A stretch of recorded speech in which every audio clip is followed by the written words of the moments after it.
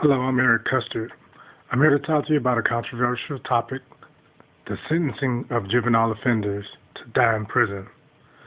In the United States, you may be surprised to find out that youth who are too young to drive a car legally or to go to a scary movie without an adult, they are being sentenced to imprisonment until they die, despite expert acknowledgement and testimony by parents, doctors, and teachers indicating that children are incapable of making mature choices.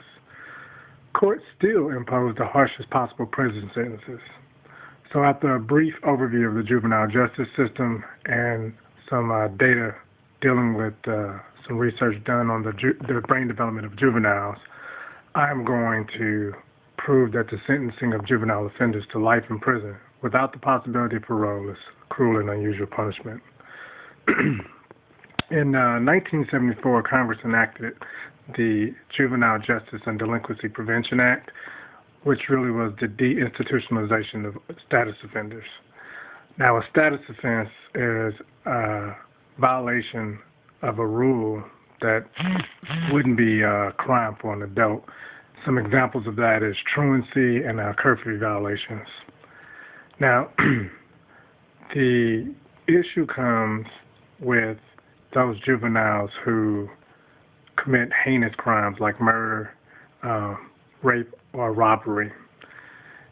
In the late 70s and 1980s, the juvenile justice system, due to the outcry by most citizens, decided to get stricter on juvenile sentencing.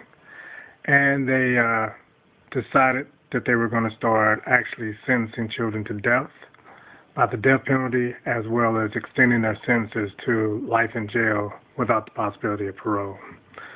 Now we'll transition into some of the research that was done, and there's a lot of research out there pertaining to the human brain and the development of juvenile brains. There was a group of psychologists at Stanford University who actually conducted a study, and what they found out is that the human brain doesn't actually mature until the early 20s. And this calls into question a juvenile offender's culpability for their actions. Likewise, the Equal Justice Initiative conducted a study that revealed some very interesting data, one of which is that children from poor families don't normally get proper representation.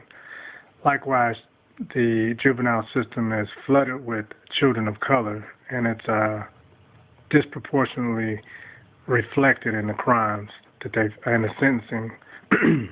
Also, there seems to be a high occurrence of juveniles who are being sentenced to die for crimes without any fatalities. Now, the question that I have is, if science is showing that the human brain doesn't develop until the early 20s, and there's data that also substantiates that juveniles are not culpable for their actions, then why would we be sentencing them to the same sentences that adults are serving for crimes that are similar? If you take a 13-year-old child and you put them in a system like the criminal courts, that is just really throwing a baby to the wolves. In my opinion, I don't believe that that's the right way to go.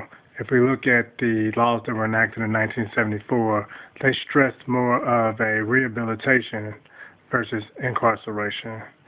And in my opinion, that's the way that we should be going, versus trying to warehouse kids and put them in jail to die.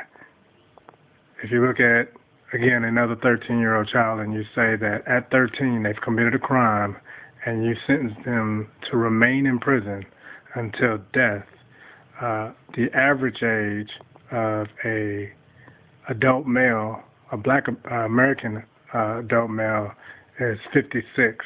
So from the age of 13 to the age of 56, that's quite a long time to stay in jail for something you do as a juvenile, which the research is showing that you're not even able to make a mature decision about. In conclusion, we've taken a look at a brief overview of the juvenile justice system, as well as some data related to the development of juvenile brains. This concludes my speech. Thank you.